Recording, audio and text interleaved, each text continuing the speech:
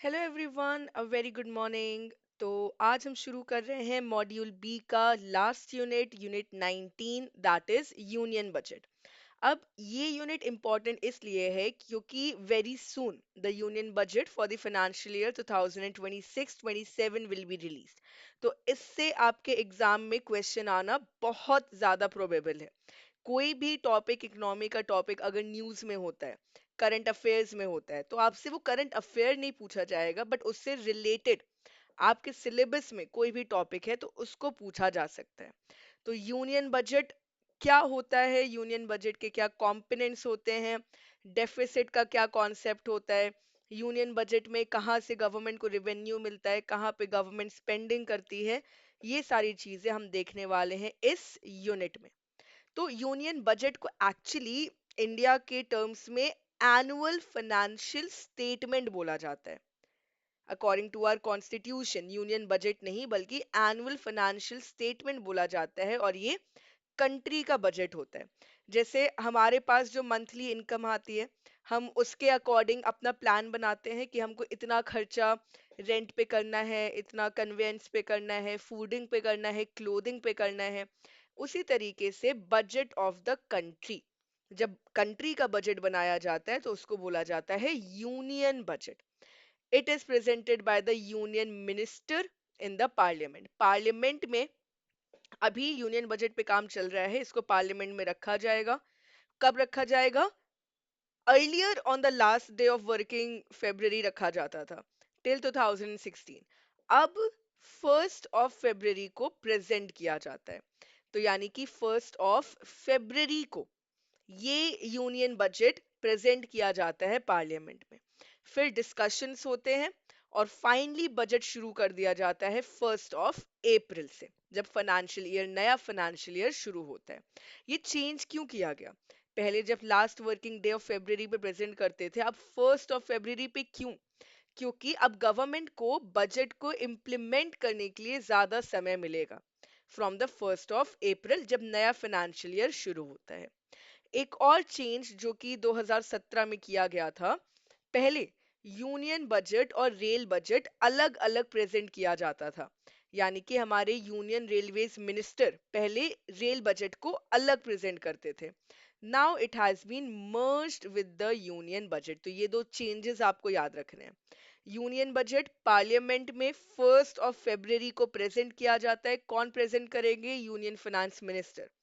और इसी बजट में रेल बजट को भी इंक्लूड किया गया है। रेल बजट को अलग से नहीं प्रेजेंट किया जाता, इट हैज बीन मर्ज्ड। अब बजट के दो कंपोनेंट होते हैं, एक होता है रिवेन्यू, दूसरा होता है एक्सपेंडिचर। गवर्नमेंट को कहाँ से मनी मिलेगा, गवर्नमेंट को रुपी कहाँ से मिलेगा, और गवर्नमेंट कहाँ कहाँ पे रुपी को स्पेंड करेगी। तो रुपी के सोर्सेज हैं income tax 22%, union excise duties, GST, corporation tax, customs, non debt capital receipt, non tax receipt, borrowing and liability. Rupee कहाँ स्पेंड किया जाता है? सबसे ज्यादा स्पेंड किया जाता है states shares of taxes and duties पे, फिर इंटरेस्ट पेमेंट पे, सेंट्रल सेक्टर स्कीम्स पे, then we have the finance commission, centrally sponsored scheme, major subsidies and defence. हम एक्सपेंडिचर को और रेवेन्यू को दो तरह से हम लोग क्लासिफाई करते हैं, या रेवेन्यू को हम लोग बोल सकते हैं रिसीट्स। तो दो तरीके की रिसीट्स और दो तरीके का एक्सपेंडिचर होता है, कैपिटल और रेवेन्यू। कैपिटल एक्सपेंडिचर वो होता है जो अगर गवर्नमेंट स्पेंड कर रही है उसकी वजह से असेट्स या तो इंक्रीज या डिक्रीज होंगे, वरना लायबिलिटीज इंक्रीज या डिक्रीज होंगी। और रेवेन्यू एक्सपेंडिचर वो होता है जो कि डे टू डे बिजनेस के लिए किया जा रहा है। उससे ना ही असेट्स क्रिएट होते हैं, ना ही लाइबिलिटीज, ना ही कुछ रिडक्शन होता है। तो रेवेन्यू एक्सपेंडिचर होता है to run and maintain the business on a daily basis. Capital expenditure होता है टू एक्वायर और improve the long term asset. Revenue expenditure short term होता है, सिंगल अकाउंटिंग ईयर, पर कैपिटल एक्सपेंडिचर लॉन्ग टर्म के लिए होता है, lasting for more than one accounting year. Revenue expenditure recurring है, जैसे wages, salaries, rent, electricity bill. ये हर बार, हर साल, साल में कई बार ये एक्सपेंडिचर करना होता है।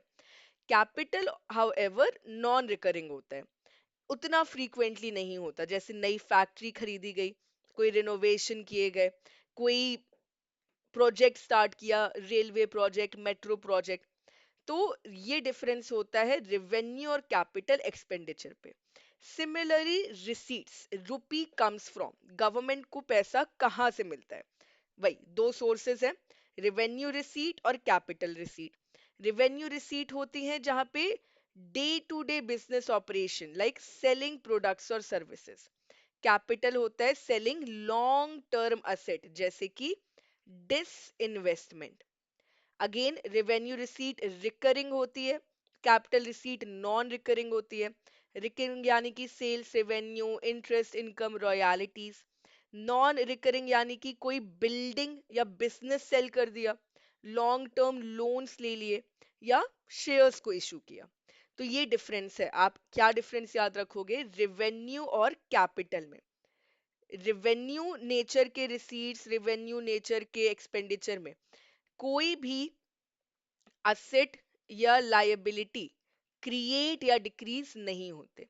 कैपिटल रिसीट और कैपिटल एक्सपेंडिचर में असेट या लायबिलिटी गवर्नमेंट के ऊपर क्रिएट होती है, या तो क्रिएट होगी, इंक्रीज होगी, वरना डिक्रीज होगी। अब आपसे क्वेश्चन कैसे पूछा जाएगा? एक तो यही कि रेवेन्यू और कैपिटल में डिफरेंस क्या होता है। दूसरा आपसे क्वेश्चन पूछा जाएगा कि आपको कई सारे ऑप्शन दे दिए जाएंगे, which of the following are components of revenue receipt, और which of the following are component of capital receipt, या which of the following are not a component of capital receipt. इस तरीके से क्वेश्चन आते हैं। तो रेवेन्यू रिसीट गवर्नमेंट के sources क्या क्या हैं?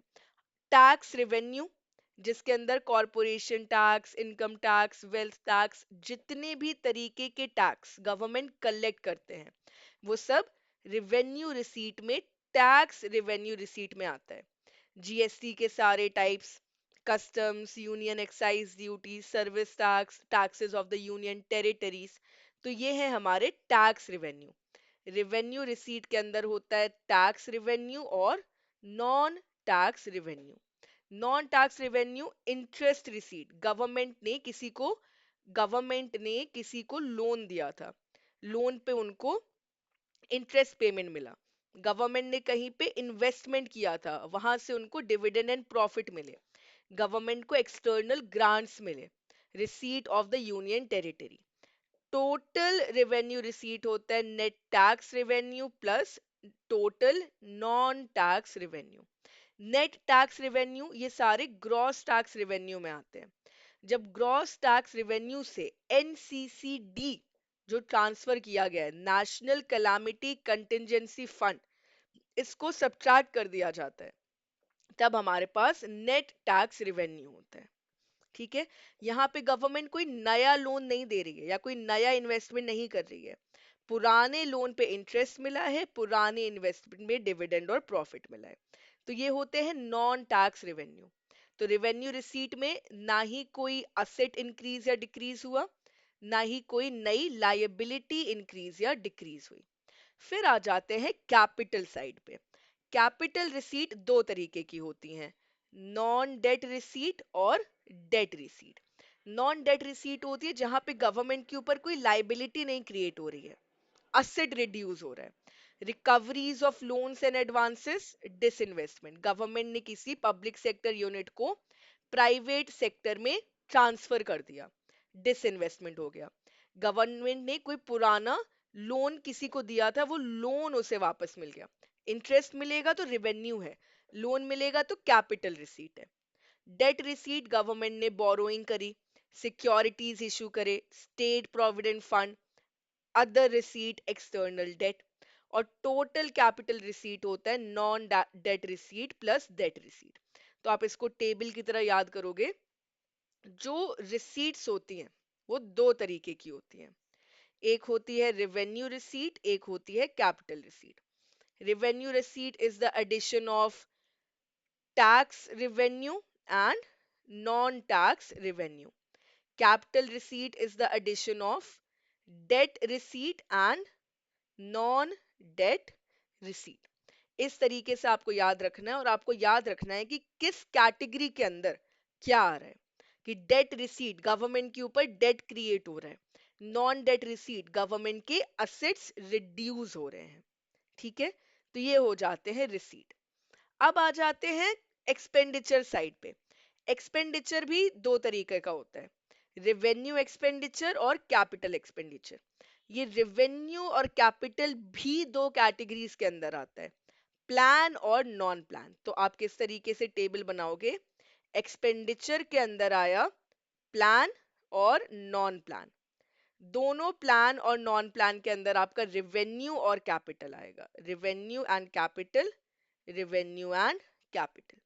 तो नॉन प्लान एक्सपेंडिचर वो होता है जो किसी असेट क्रिएशन पे नहीं खर्च किया जाता, जैसे interest payment, pre payment premium, defence subsidies, grants, pension, police assistance to state from the NCCD, economic services. यहाँ पे कोई भी असेट्स नहीं क्रिएट हो रहे हैं।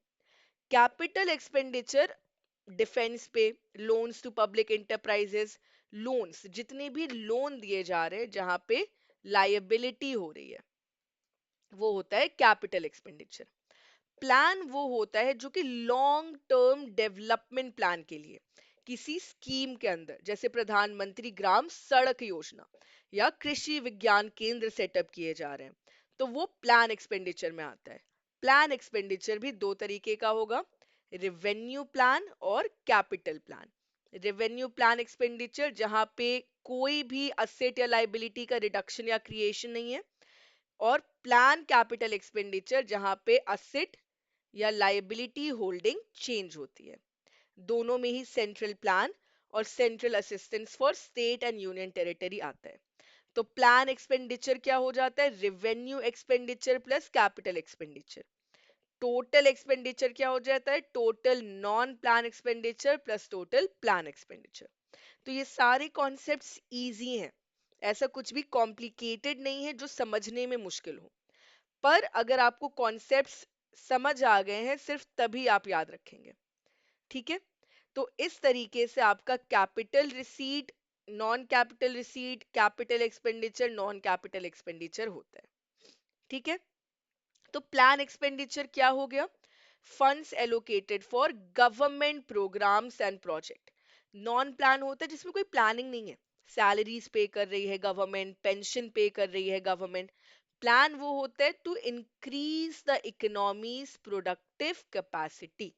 किसी भी सेंट्रल या स्टेट स्कीम में अगर गवर्नमेंट स्पेंडिंग कर रही है तो वो होता है प्लान एक्सपेंडिचर, उसके लिए अच्छा खासा प्लान बनाना होता है। For example, expenditure on education, health care infrastructure, programs for poverty alleviation, investments in the agriculture and allied activities। तो ये सारे आपके प्लान में आ जाते हैं, प्लान एक्सपेंडिचर में आ जाते हैं। ठीक है, नॉन प्लान एक्सपेंडिचर में जो day to day functioning of the government है, ऑब्लिगेशन है, किसी स्पेसिफिक डेवलपमेंट प्रोजेक्ट पे ये स्पेंडिंग नहीं होती, जैसे कि salaries and pensions of the government employees, interest payments on loans, defense spending, subsidies, grants to states and the routine administrative costs। ठीक है, तो ये सारे गवर्नमेंट के प्लान एक्सपेंडिचर में और नॉन प्लान एक्सपेंडिचर में आते हैं। तो ये है एक व्यू आपके गवर्नमेंट बजट का, जहां पे आता है रिवेन्यू बजट और कैपिटल बजट। रिवेन्यू में आता है रिवेन्यू रिसीट और रिवेन्यू एक्सपेंडिचर। रिवेन्यू रिसीट दो तरीके के होते हैं, टैक्स रिवेन्यू और non tax revenue. Revenue expenditure plan expenditure, non plan expenditure. Capital budget में आता है कैपिटल रिसीट और कैपिटल एक्सपेंडिचर। कैपिटल एक्सपेंडिचर भी प्लान कैपिटल होता है और non plan.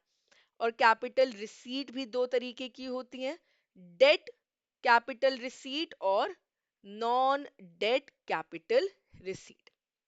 So I hope government budget clear है।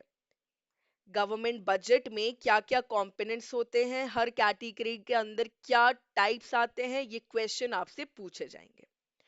अब अब क्यों हम लोग पढ़ते हैं कि करंट अकाउंट डेफिसिट चल रहा है इकोनॉमी में या फिस्कल डेफिसिट चल रहा है इकोनॉमी में?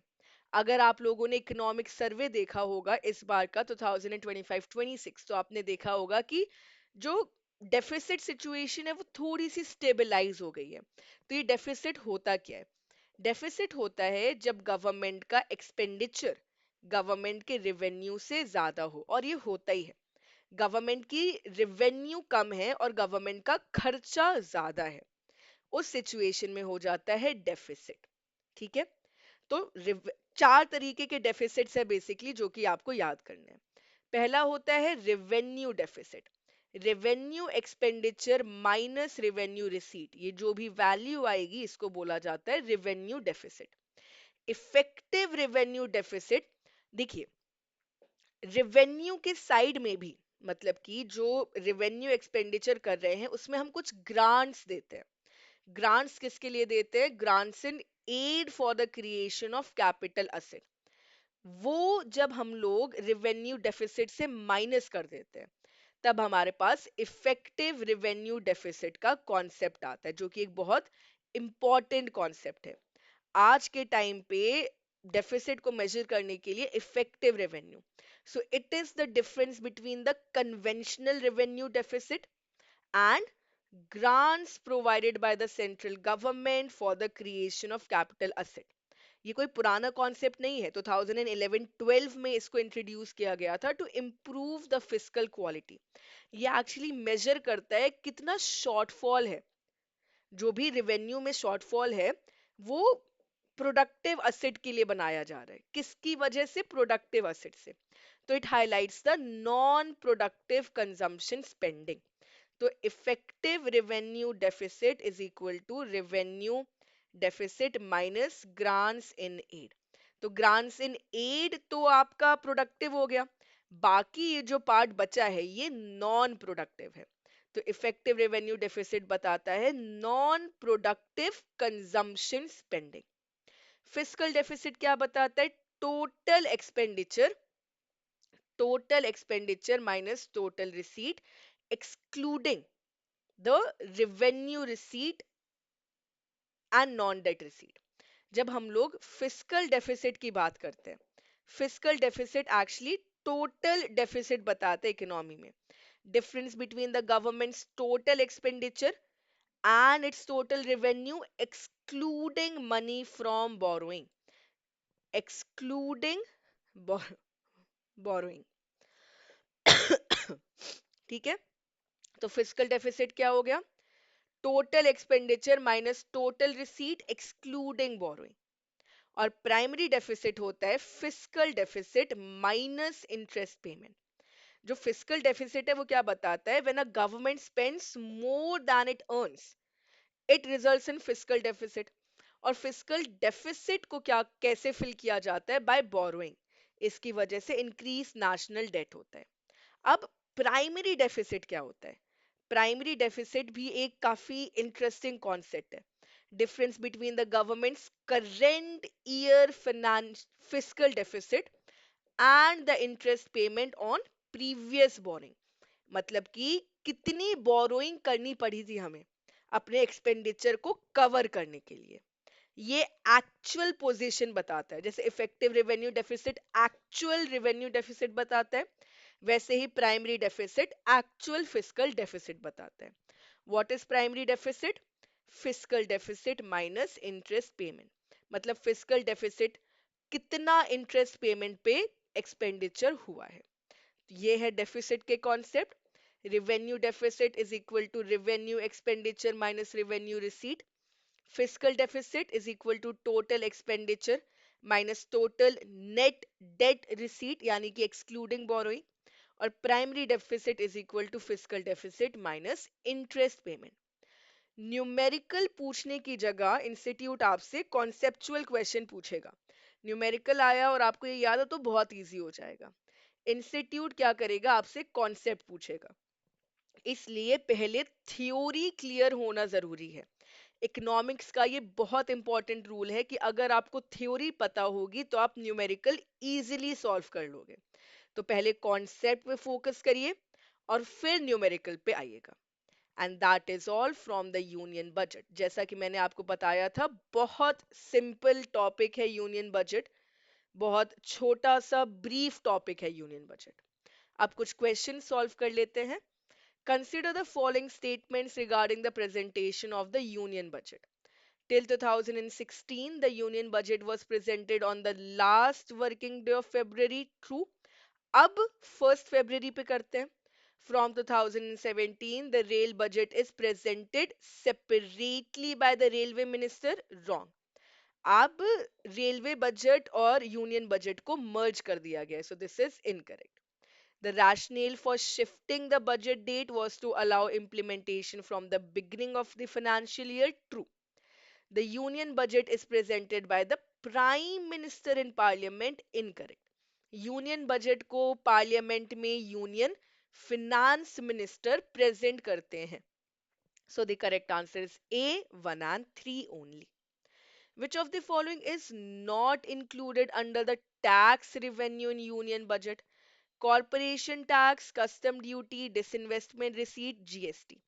तो रिवेन्यू के अंदर टैक्स रिसीट सारे टैक्सेस है, जितने भी कर हमको पे करने होते हैं. तो corporation tax, custom duty, GST तो है, पर डिस इन्वेस्टमेंट रिसीट ये कैपिटल में आएगा, ना कि टैक्स रिवेन्यू में. विच of the following types of receipts with the match करना है आपको, रिसीट उसकी करेक्ट कैटेगरी से मैच करना है. Dividend and profit, market borrowing, recoveries of loans, external grants. Category है capital receipt, revenue receipt, non debt capital receipt और non tax. तो डिविडेंड और प्रॉफिट किस में आएगा? डिविडेंड और प्रॉफिट आएगा नॉन टैक्स के अंदर. मार्केट बोरोइंग किसके अंदर आएगा? कैपिटल रिसीट में आएगा. रिकवरी ऑफ लोन्स किस में आएगा? नॉन डेट कैपिटल में आएगा. और एक्सटर्नल ग्रांट आएगा रेवेन्यू रिसीट में. So the correct answer should be D. The correct answer is D. Consider the following deficit concept. Revenue deficit, revenue expenditure minus revenue receipt, correct. Fiscal deficit, total expenditure minus total revenue receipt plus the non-debt receipt. ये भी एक तरीका है fiscal deficit को लिखने का. दूसरा तरीका क्या हो सकता है? Total revenue receipt minus borrowing. Primary deficit is equal to fiscal deficit minus interest payment. Effective revenue deficit is equal to revenue deficit minus the grants for creation. तो सारे ही स्टेटमेंट सही हैं. The correct answer will be d, all of the above. Last question. Identify the correct distinction between plan expenditure and non-plan expenditure. Plan expenditure refers to the routine administrative costs. Non-plan expenditure refers to the developmental program. Actually, इसका opposite है. Plan expenditure development project होते हैं और non plan expenditure routine. Plan expenditure includes funds for poverty alleviation, infrastructure. Non plan includes salary, pension, subsidies. ये सही है. Plan expenditure is always capital in nature. Non plan is always revenue. Incorrect. Plan expenditure capital revenue दोनों हो सकता है, non plan भी capital और revenue दोनों हो सकता है. Plan expenditure is financed only through borrowing, while the non-plan expenditure is financed only through grants. तो ये भी statement गलत ही होगा. The correct answer is B. Plan expenditure includes funds for poverty alleviation, while non-plan includes salaries, pensions, etc. So that is all. With this, we have completed the Unit 19. Module B का last unit था unit budget, right. अब module A और module B, खासकर module be tough है. तो module B को detail में पढ़ना और कॉन्सेप्ट्स को समझना जरूरी है. इसके लिए आप ज्वाइन कर सकते हैं जेआईबी सुपर एलीट प्लान, जिसमें आपको live classes, notes, मॉक्स, 360 degree kit, सब कुछ मिलेगा. आपको advanced courses, crash and cracker batch, capsule batch, इसके लिए अलग से बैच फिर से नहीं परचेज करने हैं. आप डाउनलोड कर सकते हो वीडियोस ऑफलाइन व्यूइंग के लिए. आपको कम्युनिटी कनेक्ट मिलेगा, आप मेंटोर्स से डायरेक्टली कांटेक्ट कर सकते हो. Case study, numerical test, module wise test, unit wise सारी चीजें आपको जेआईबी सुपर एलीट प्लान में मिल जाएंगी. So that is all for today. अगर आपको यूनियन बजट से रिलेटेड कोई भी क्वेश्चन, कोई भी डाउट होता है, so you can let me know in the comment section. Like the video, share the video, subscribe to the YouTube channel. इसी तरीके से हम आपके लिए सारे इंपॉर्टेंट टॉपिक्स लेकर आएंगे जो आपको एग्जाम प्रिपरेशन में बहुत हेल्प करेंगे. So thank you so much and all the best.